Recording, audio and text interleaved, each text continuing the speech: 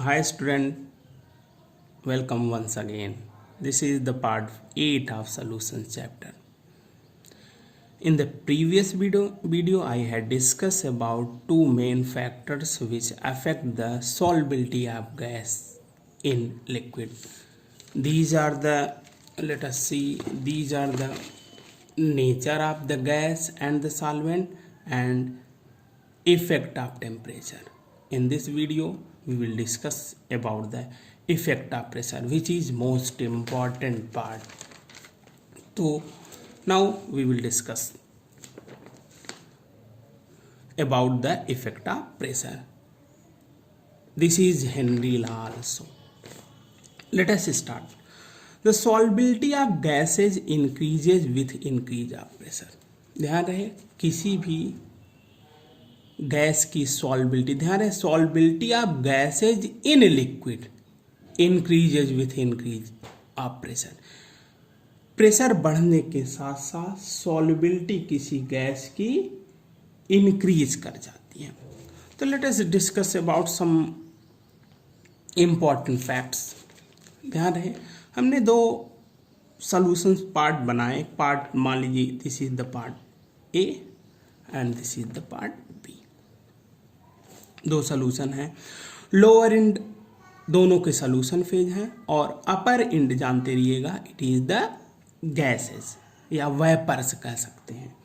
ध्यान रखिएगा कि लोअर पार्ट आपका सॉल्यूशन है, अपर पार्ट आपका गैसेज है किसी पर्टिकुलर प्रेशर और किसी पर्टिकुलर टेम्परेचर पे. Suppose the system is in the dynamic equilibrium. एक इक्विलिब्रियम में है system. It means the rate of dissolution will be equal to rate of evaporation. ध्यान रहे, rate of dissolution will be equal to rate of evaporation.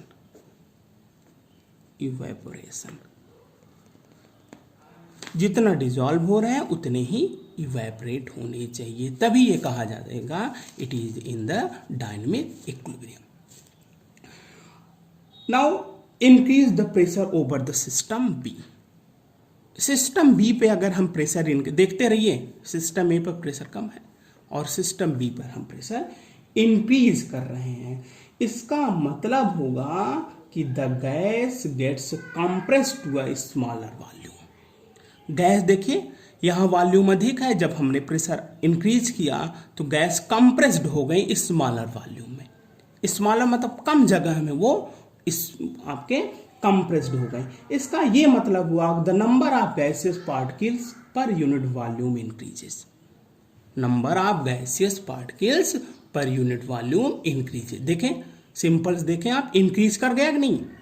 यहाँ था, जैसे हम pressure बढ़ाएं तो यहाँ पे गैसेज आपको अधिक दिख रहे होंगे. Number of gases per unit volume increase कर गए. इसका मतलब ये हुआ कि the number of gaseous particles striking the surface of the solution. ढेर सारे स्ट्राइक कर रहे हैं, यहाँ सरफेस पे स्ट्राइक करेंगे कि नहीं.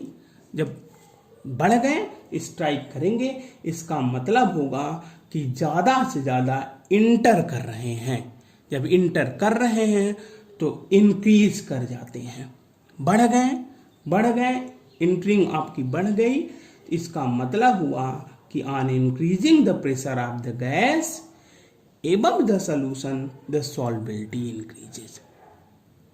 उम्मीद करते हैं समझ में आया होगा. सिंपल सी वर्ड में देखें, यहाँ प्रेशर कम था, यहाँ पे प्रेशर अधिक. जैसे हमने प्रेशर बढ़ाया, कम जगह में गैसेज ज़्यादा हुई, और जब गैसेज कम जगह में हुए अधिक, इसका मतलब ये हुआ ये यहाँ से यहाँ पे इंटर करने लगेंगे तो नंबर ऑफ मॉलिक्यूल्स इंक्रीज कर जाएंगे. जब इंटरिंग इंक्रीज कर गई तो ध्यान रहे, इसका मतलब हुआ प्रेशर हमने बढ़ाया तो सॉल्बिलिटी बढ़ गई, सॉल्बल होने लगे. ज़्यादा मॉलिक्यूल्स होंगे तो सॉल्बिलिटी अधिक हो जाएगी. तो ये ध्यान रखिए. साइंटिस्ट थे हेनरी जी, इन्होंने pressure on the solubility of a gas in liquid के विषय में स्टडी किया कि क्या कुछ सॉल्बिलिटी ऑफ गैस और प्रेशर में रिलेशन हो सकते हैं.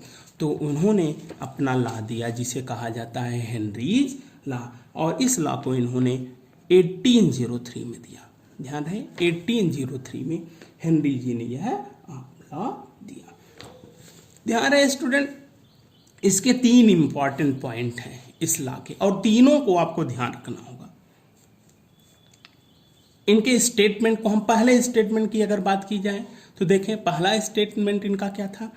Eight a constant temperature the solubility of a gas in a liquid, the solubility of a gas in a liquid is directly proportional to the partial pressure of the gas present above the surface of liquid or solution। तो ध्यान है, temperature इन्होंने कहा था constant होगा, कोई जो solubility होगी डायरेक्टली प्रोपोर्शनल होगा पार्शियल प्रेशर के। मैथमेटिकली अगर देखा जाए, ध्यान रहे कि अगर सॉल्युबिलिटी को हम एस से डिनोट करें और पार्शियल प्रेशर को हम P से डिनोट करें तो S will be directly proportional to P, S equal to K P. एक कांस्टेंट हमने लगाया जिसे, जो K है, जिसे क्या कहा जाता है? Constant of proportionality. तो ये फर्स्ट स्टेटमेंट था इनका। दूसरा भी स्टेटमेंट, ध्यान है, स्टेटमेंट 3 तरह से इन्होंने दिया था, तीनों को ध्यान देना है। सेकंड क्या है आपका कि एट अ कांस्टेंट टेम्परेचर, देखिए टेम्परेचर कांस्टेंट रहेगा, ध्यान रखिएगा। At a constant temperature the mass of a gas dissolve in a given volume of the liquid is directly proportional to the pressure of the gas present in equilibrium with the liquid. पहले statement में था solubility और इस statement में है mass of gas. ध्यान रहे, mathematically अगर हम दिखाना चाहें, मास को स्मॉल एम से डिनोट करें और प्रेशर को P से, तो M will be directly proportional to P। Proportionality की साइन हटाएं तो एक कांस्टेंट लगाते हैं, M will be equal to KP। K को प्रोपोर्शनलिटी कांस्टेंट कहते हैं। And third statement most important है, ध्यान रहे स्टूडेंट, इसी कारण मैंने स्टार लगा दिया है कि यूजुअली ध्यान रखिएगा most commonly used form of Henry law है ये। ज़्यादातर Henry, what is the Henry law अगर कोई पूछता है तो लोग यही बता देते, यही फॉर्म को हेनरी लॉ बताते। ध्यान रखना आपको तीनों है।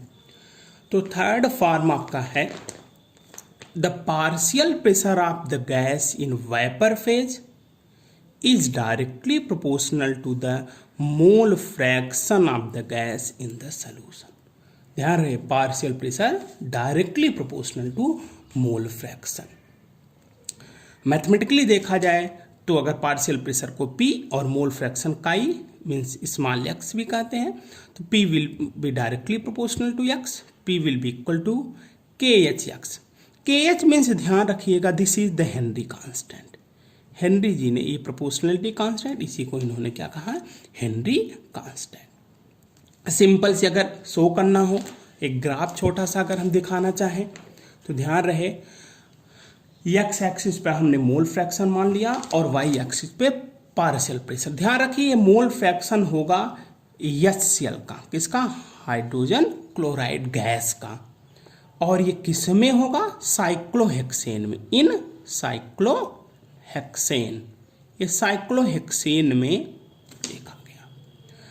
तब ध्यान रखिए, और ये आपका इक्विलिब्रियम प्रेशर कह लीजिए चाहे आप प्रेशर, और किसका होगा? HCl गैस का, HCl गैस का। तो जब ग्राफ प्लॉट किया गया it will be straight line, यह स्ट्रेट लाइन मिली। तो ध्यान रखिएगा ये तीनों स्टेटमेंट आपको जो मैंने बताया यह हेनरी लॉ के हैं। स्टूडेंट ध्यान रहे, जितने भी मैं वीडियो आपको प्रोवाइड कर रहा हूँ 1 बाय 1 आप रीड करें और इसकी हेल्प से आप नोट्स ज़रूर बनाते चलें। नोट्स का अपना इम्पॉर्टेंस है, आप वीडियो की हेल्प से, आपके पास जो बुक्स हैं उसकी हेल्प से नोट्स ज़रूर बनाते रहें। देखिए अब आगे चलते हैं। कई बार पूछे जाते हैं कि what is the unit of Henry constant. Henry constant की यूनिट क्या होता है? तो आपको सिंपल सा ध्यान रखना होगा, एटीएम लिखिए, या इसी एटीएम होता है इसकी यूनिट, या बार या किलो बार। 3 यूनिट आपको ध्यान रखनी होगी हेनरी कांस्टेंट की एटीएम बार या किलो बार। अब ध्यान रखें स्टूडेंट, हेनरी लॉ से कुछ रिजल्ट्स मिले। ध्यान रखें 3 रिजल्ट्स मिले। पहला रिजल्ट क्या था कि Henry constant means KH is a function of the nature of the gas. ध्यान रखना है, ये किसी गैस के नेचर का फंक्शन होता है Henry constant. Second is the greater the value of KH, Henry constant की वैल्यू जितनी अधिक होगी, lower is the solubility of the gas at the same partial pressure. KH की वैल्यू जितनी अधिक, सॉल्बिलिटी उतनी। इंपॉर्टेंट पॉइंट है ये, ध्यान रखिएगा। पूछे जाते हैं कि KH की वैल्यू सॉल्बिलिटी पे कैसे डिपेंड करती है। ध्यान रखिए, KH अगर कम है तो सॉल्बिलिटी आपकी, ध्यान रखिएगा, ग्रेटर होगी, means it is inversely proportional to each other. ध्यान रखिएगा। And third point is the value of KH increases with increase of temperature। जैसे जैसे टेम्परेचर हम इंक्रीज करेंगे, हेनरी कांस्टेंट की वैल्यू इंक्रीज करेगी। इसका मतलब solubility decreases with increase of temperature. ये भी ध्यान रखिएगा, मोस्ट इंपॉर्टेंट लाइन है, solubility decreases with increase of temperature at the same pressure. Pressure change नहीं करना है। This is the 3 important result of Henry's law. This is all about today discussion. Thank you very much.